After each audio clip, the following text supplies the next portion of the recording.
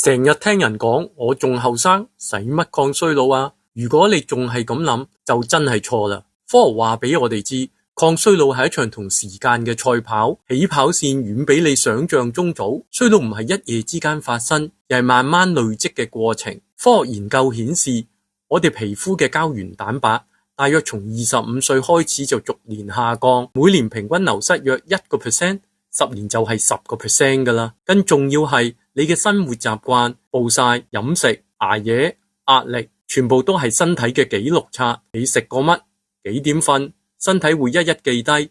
去到大約40歲之前，累積嘅生活習慣會越嚟越明顯反映喺皮膚同身體狀態。簡單嚟講，你20到30歲嘅生活方式決定咗你50歲塊面同身體嘅狀態。所以抗衰老最有效嘅方法唔係等出咗皺紋先去買貴價護膚品，而係趁年輕嗰時做好防曬、均衡飲食、早啲瞓覺、處理壓力。預防永遠好過治療，投資喺年輕嘅自己身上，回報率最高。但無論幾多歲，今日開始要好好對自己，10年後嘅你一定會多謝今日嘅你。